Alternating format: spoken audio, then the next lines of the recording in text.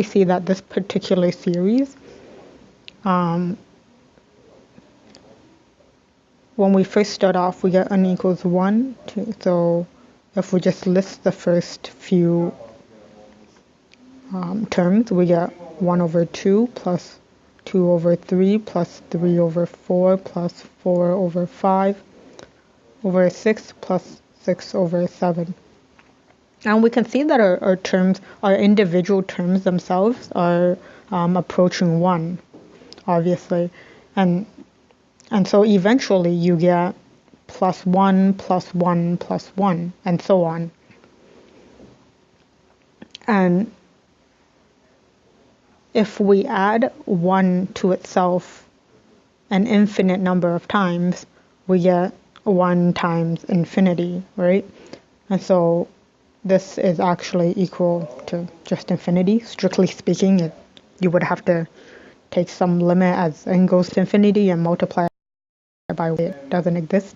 But for this purposes, we're just going to say that when you add an infinite number of ones together, the sum you get is infinite. And so for this reason, we know that this series diverges, because it's increasing unbounded. And so you might think, well, it looks like a lot of series diverge then. And that is true. However, in the ones you're going to get in this course, they will not all be diverging, because that would be a rather trivial case. So we're going to talk about when a series would converge. For example, let's talk about the geometric series. So this series is, I guess, so popular that it gets its own name. And basically it's of the form sum of n equals 0 to infinity of a times r to the power of n, where a is a constant and r is a constant. So for example, one example of the geometric series would be the sum from n equals to 2 or to infinity of 3 times half r. Since multiplying is a commutative property, we can say that this is just equal to 3 times the sum of half r. And so what is the sum of half to the, this is not r, this is to the power of n. So what is half to the power of n? Well, when n is 2, half to the power of 2 is 1/4. So let's just begin by writing down some terms.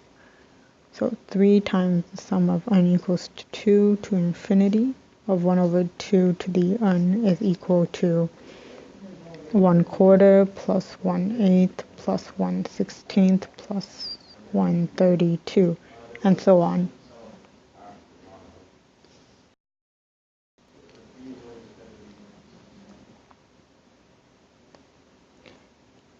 And so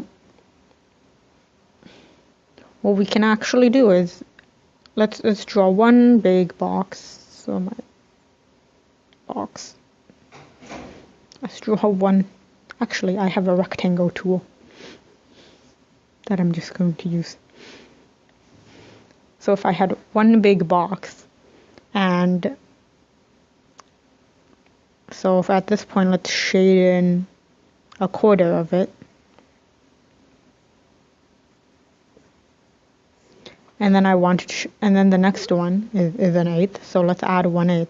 1/8 is just half of 1/4, right? So then I divide one of my quarter boxes into 2, and then I'd shade in half of my quarter. And then 1/16 is half of 1/8. And then 1/32 is half of 1/16. And then 164 is half of 132. And what you eventually see is that as we continue counting to n is a larger and larger number, these boxes get so small that they are more or less equal to 0. That was a very inaccurate statement. As we sum to infinity, we can say that even the smallest piece of white space left here will get filled, right? And so we can say that this whole thing is just equal to, well, if this is my whole box, this is a quarter, and this is another quarter, then I actually have half of my box filled. And then I'd multiply it by 3. So then at some point I would just multiply my sum by 3, and I would say that, so this sum is equal to 3 halves. So the geometric series, one of the reasons the geometric series has its own name is because we can find the exact sum of a geometric series. So if the geometric series converges, and the geometric series will converge for values of the absolute value of r is less than 1, will cause convergence of the geometric series. And this series will always converge to, so the series will always converge to a over 1 minus r, where we can think of a as the first term, and we can think of r as the common ratio between the terms. So going back to the example of 3 times the sum of n equals to 2 to infinity times 3 of half n, we can say that this is a over 1 minus r, where a is the first term. So the first term of this series would be half to the power of 2. So it would be half to the power of 2 and then times 3. So it would be 3 times 1/4. And then the denominator would be 1 minus, so the common ratio is each term is exactly half of the previous term. So 1 minus half. And this would give me 3/4 over half, which I can rewrite as 2/4. And so this would equal 3 over 2.